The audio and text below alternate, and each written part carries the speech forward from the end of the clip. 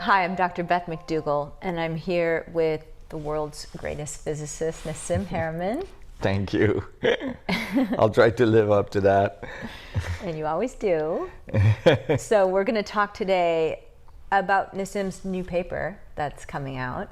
And one of the concepts that's coming out of the physics really is describing flow and the flow of energy throughout the universe. And what I'm particularly interested in is the flow into biological systems and how we can create greater coherency in biological systems. So Yeah. dive into that. Well, you know, that's really a really powerful part of the paper is that we initiate the calculations by describing the Planck field, right? The fluctuation of space-time at the quantum scale, below the atom and billions of times smaller than the atom, as a Planck plasma. Yeah. So think of a plasma, right, as a gas that's highly ionized. And it's made out of protons and electrons and neutrons and so on. But imagine a plasma that's made of Planck oscillators, right? Instead, where the particle that makes up the plasma is Planck oscillators, and that acts like a superfluid across the structure of space, meaning that the space-time at the quantum level is acting like this Planck plasma fluid across all the vacuum of space, from the galactic vacuum to the Planck or the quantum vacuum. And do you mind if I interrupt? Because I think it was really enlightening one time when I read that the Planck is to a human cell in size as the human cell is to the entire universe. Correct. Right? Right. Just to get a perspective on what we're talking about On scales, here.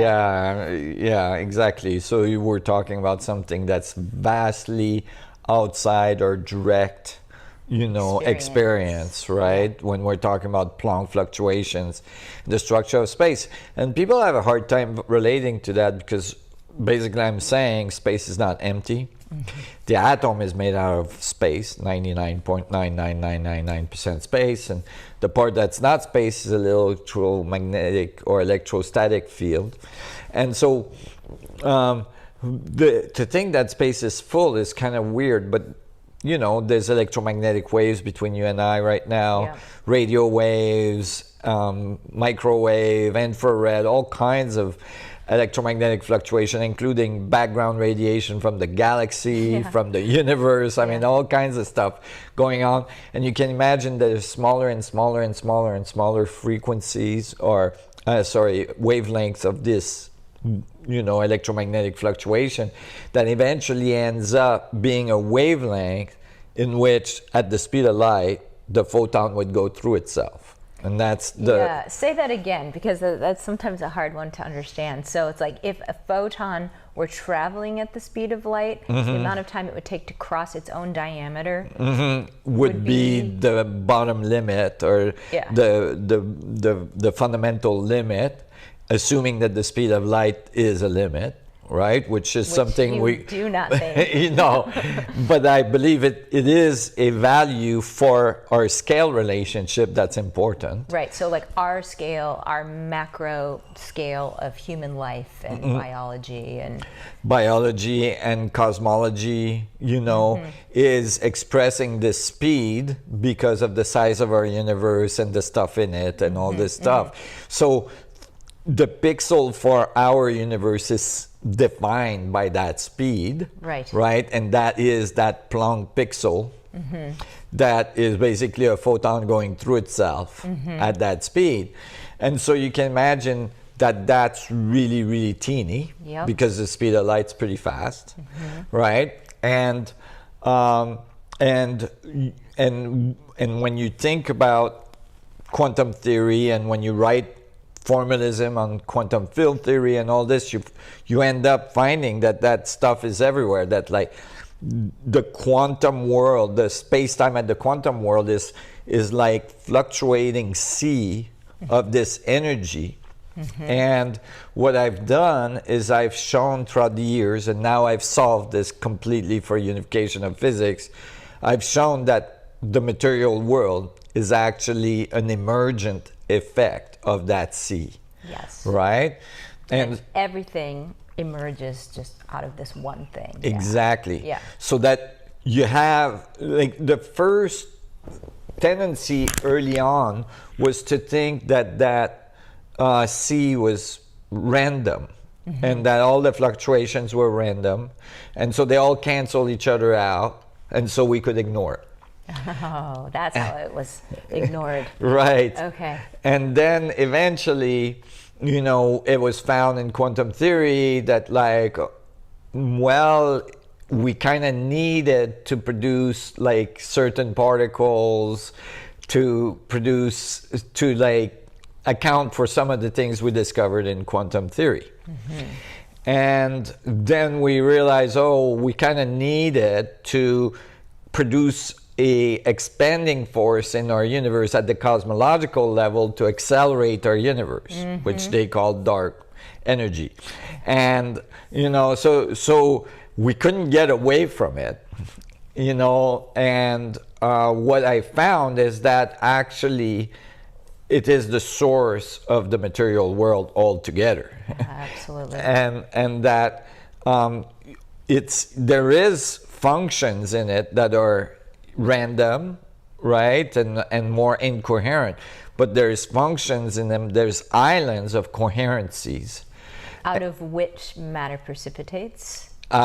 Which makes up matter, literally. Right. So in technical term, that would be called a Bose phase. A Bose-Einstein condensate is like when a plasma becomes all organized and coherent, where you know it acts like one wave function, right? Like all together.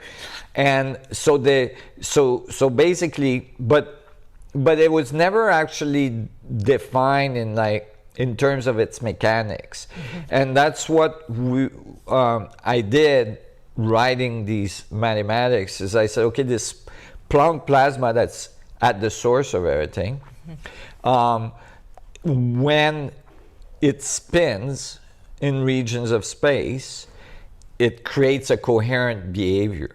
I love that. It's like the vortices and the eddies that create the information or pattern for something to emerge. Exactly. Yeah. Like eddy currents. Yeah. And you can think of it as like the water in your bath, and then you pull the plug, right? And if you have a rubber ducky there, it's going to appear like it's attracted to the drain. And Einstein basically described space-time as like the surface of the water going down the drain, the curvature of space-time. Right. But actually, if you look carefully, the water is made of particles that are all spinning together in a coherent matter in that region. Right. And that's what's making the effect. And that's what I did. I described the deeper quantum dynamics of space-time. Instead of describing it as smooth, I describe its particular dynamics as granular dynamics. Yeah. And so these islands of coherencies, because there's a vorticular dynamic in that region, and it's making a subatomic particle, it's making a proton, it's making a neutron, it's making an electron, or it's making a star, or even a planet, or a star, or a galaxy. And you know, and so we wrote the math for this, and it came out just right, you know. And that was what was remarkable, because we started with a Planck field, and we could account for the mass of the proton and its radius, and the mass of the electron and its radius, and then, you know, now all of the Bohr atoms and right. Yeah. Exactly. Yeah, and planetary bodies and the size of the universe. And the size of and its temperature and yeah. all these things just came out just right. Yeah. And 12 decimal point accuracy. Exactly. Yeah. Yeah. It's extraordinary. And that's in the paper we're writing today. And then, but you know, your viewers might ask, well, what's making it spin, right? And so when we initiate the calculation, we clearly show when we initiate the calculation, we clearly show that it is spinning because there's a gradient between scales. That is, no system is isolated. Everything is interacting with this field. Yes. And there's gradients of density between the scales. Right. And so when you have a density gradient, it produces spin angular momentum. I think we should stop on that for 1 second and talk about that, because when I think about the Planck level, everything is so densely packed, and it's so potent because you have all these little Planck oscillators so close together, vibrating. So you have like would you say that the more quantum you go, the denser it is? In terms of energy, right? And the more, like, you could think of it like the more crystalline it gets. The more coherent and organized. That's right. Yeah. It gets. And then further you get from that scale, more decoherency there is. And so that's why, although you have a huge amount of energy and a huge amount of forces at the Planck scale, at our scale, we only see a very little amount of it, right? And as you get bigger and bigger, you don't see as much as the energy that's available, considering the sizes that you're considering. Like, you're looking at a star, the amount of Plancks in there is significant, or the universe, but you don't see all the energy. You see a very, very small amount of the energy, because there's a decoherency as you go up in scales. Right, and a slowing down. And exactly. And so things start to look less and less energetic, and that's why we think gravity is really weak, right? And so on. And so we reconciled all these things by, in technical term, it's called a screening, by showing that basically most of the energy that's present at the source of the material world is screened away in such a way that we don't experience it directly, so we don't know it's there. Screened away. I've never heard you say that. What do you mean? So think of it like, imagine you have all the Plancks inside a event horizon, right? A sphere. Okay. So shielded from our experience, exactly. Basically. Okay. Exactly. Okay. So like, imagine a black hole, right? Like, most of the energy inside is unavailable. Yeah, for us to experience. Exactly. Wow, that makes sense. Okay. So only the little bit that leaks out of it is what we measure. So one of the things we wanted to talk about today is how do biological structures emerge out of this complex field, and what dictates the flow of energy into the system to maintain the coherency of the system, and based on the physics you're currently writing, what can we do to enhance that? Well, the main thing is that, first of all, is to realize that we're in an open system. We're not in a closed system. That is, when you analyze a proton, an electron, a person, a planet, a galaxy, whatever, if you don't consider that it's bathing in this field, and that this field scales across all scales, then you're missing the fundamental dynamics, or the source of the thing. Right. So, and in an esoteric way, spiritual people, or even religious people, might have thought of this as like biology, like the doctor examining the body only and not considering the consciousness that's in it, or not considering the soul, or whatever you want to call it. You know what I'm saying? But basically, the idea is that when you open the system, when you realize that it's in interaction that's producing the effect, from this equation, you can calculate how much energy is moving through. Meaning, imagine you have a gradient across scale, right? An energy gradient across scale from the universal size all the way to the Planck size. And in between is biology. Right. And so you have systems that organize into more complex system, and so on, as you go up the scales. And so it's the result is that information is moving from one scale to the other. Information or energy is being transferred from one scale to the other with some screening. And as this energy flows, and literally it's a flow. In technical terms, in physics, it's a circulation. And this is how these equations are written. It actually produces very specific dynamics almost of like fluid dynamics of like toroidal fields and toroidal dynamics, angular momentum in the region, and you can predict what the angular momentum should be at each level and the energy level.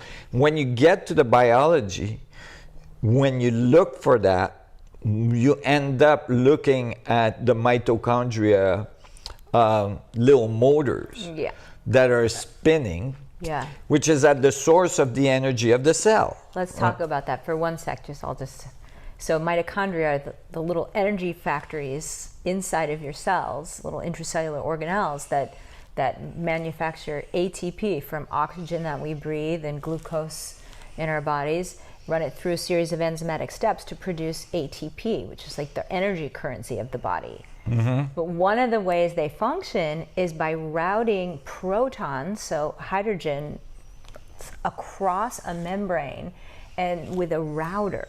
And these little routers have always fascinated me so much, like they're little free energy engines. Right.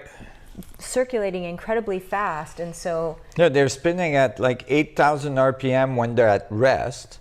And when you're running or doing some activity or it needs more ATP, it can run up all the way to 60,000 RPM. And so they're spinning it's just insane. It's incredible. And you have so many of these per mitochondrial membrane. Right, thousands of them, right? And then you have, thousands and thousands of mitochondria per cell, and you have at least 37 trillion cells, and so it's like you have so many of these interacting with the field. So. Right, huge amount of these little engines, literally, transferring protons across a membrane and ripping electrons, making ATP, and so on, and producing the energy level of biology, like of your existence. Without them, nothing happens, right? Right. And so this is really like the energy factory of the biological world. And these calculations are preliminary because we haven't addressed fully the biological side of the equations yet.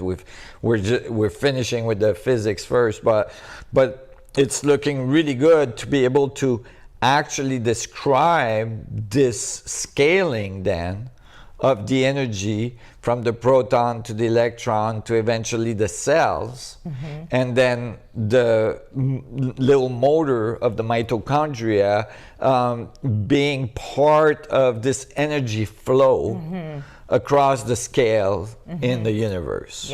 And so for the first time in history, accounting for biology in a physical theory, which currently is not the case.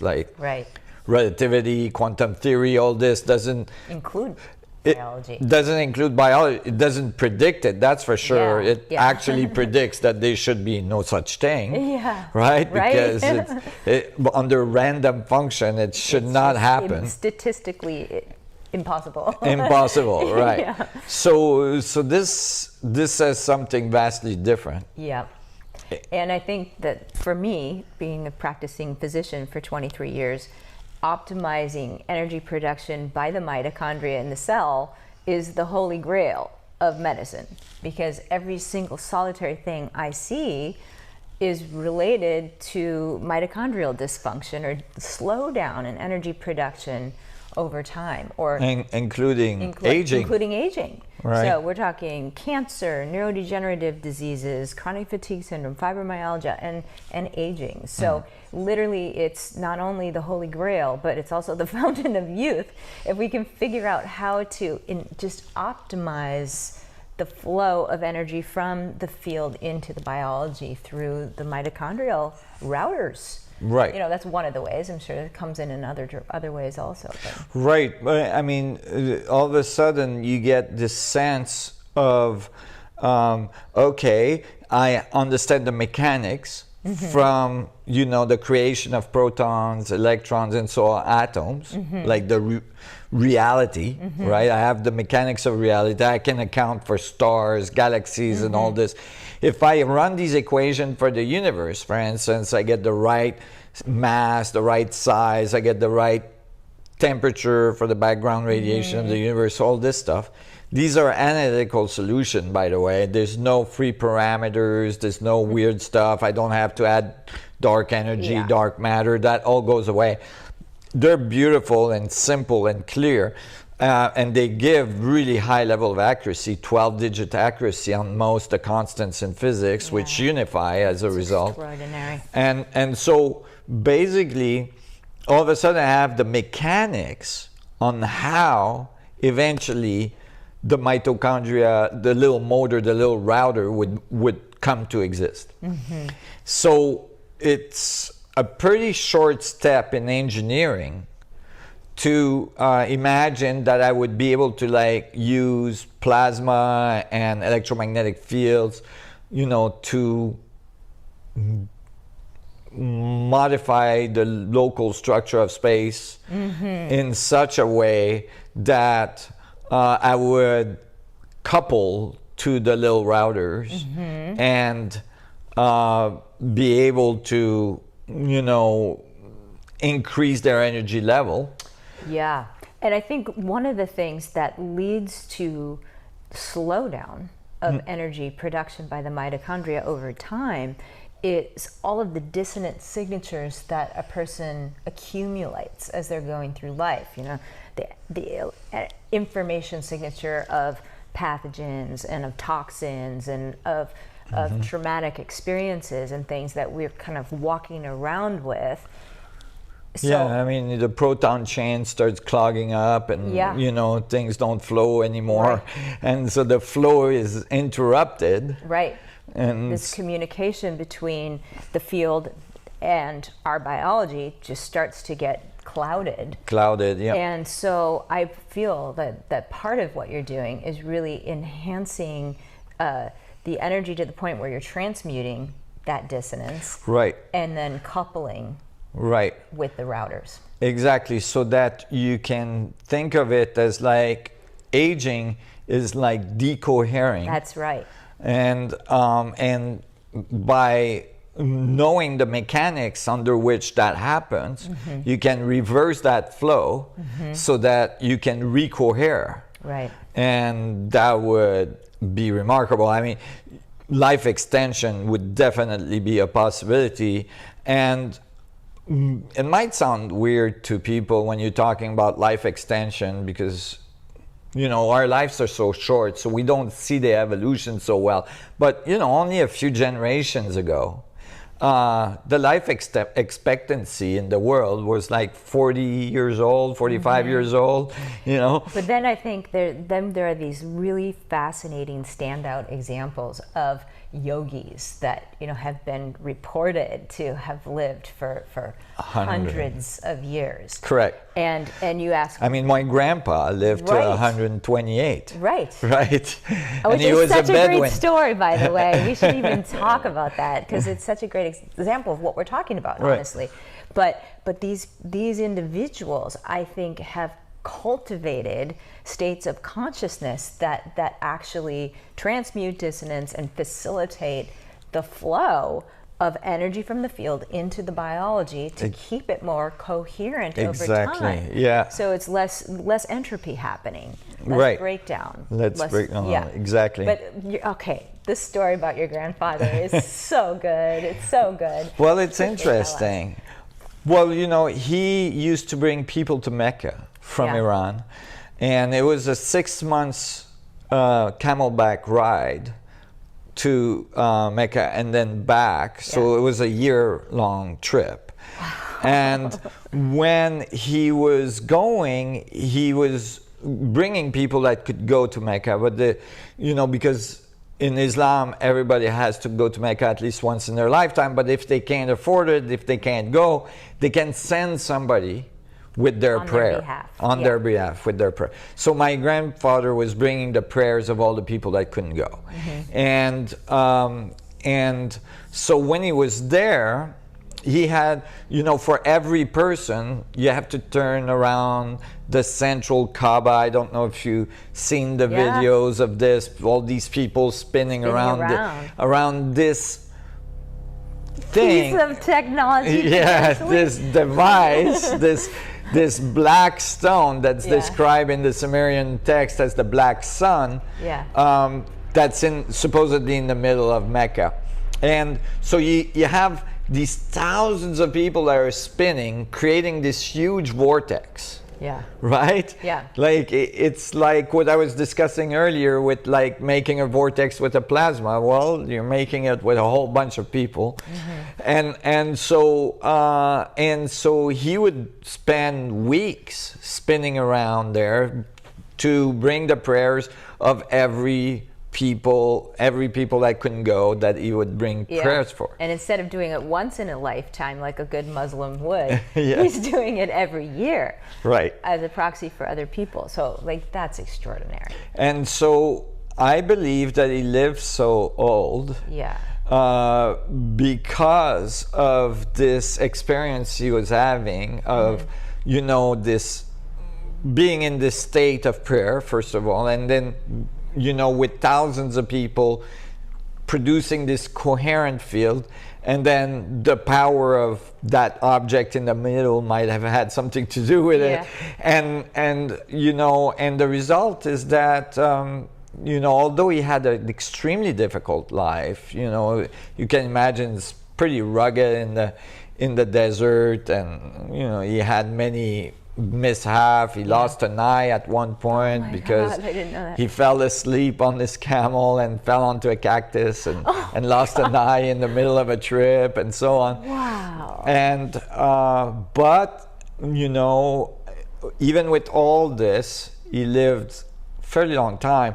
And so basically, I think, so although it might sound strange to talk about life extension, we've seen, even historically, life extension happen in a fairly short amount of time between generations as we improved, our living and our capacity to take care of ourselves and all this. But sadly, I was just going to say, the life expectancy has just diminished for the first time in modern history. Right. And so there's a lot of reasons for that. But I think that it might have to do with the amount of, chemicals, and 5G, and all electromagnetic noise and all this.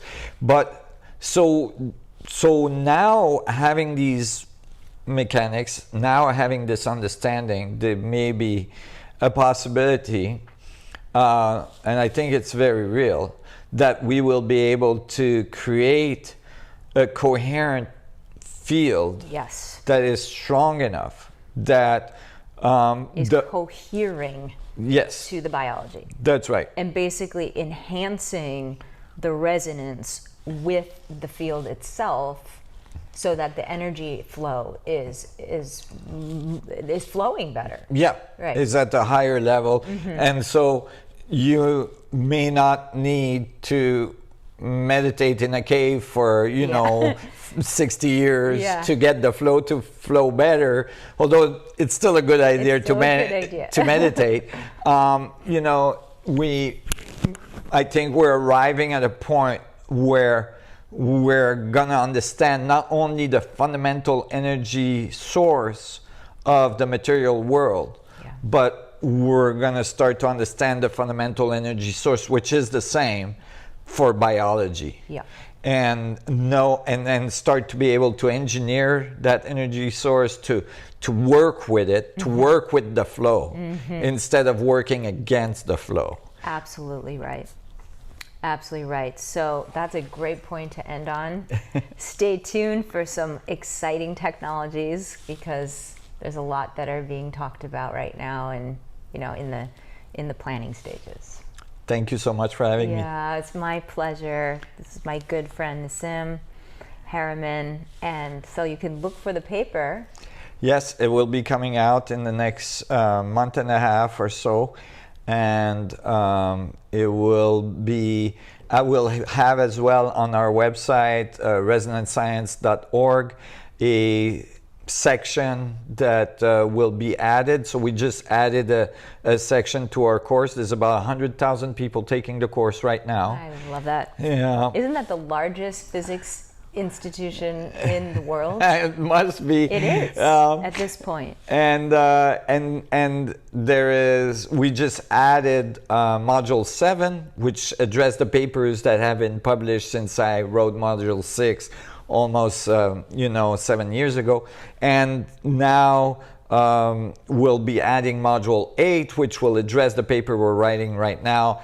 And what I'm going to do is I'm going to sit with Olivier Alérol, which is the physicist I'm writing this paper with, and we're going to go through all the equations so that, and you will be amazed, it's actually pretty simple. It's all about flow. And we're going to go through all of the equations so that everybody can understand what the paper says and what it means to our understanding of our reality, of the universe, and of ourself in it. Yeah, that's awesome. Yes. Okay, thank you so much, Nassim. Thank you. This is So awesome. glad to be here.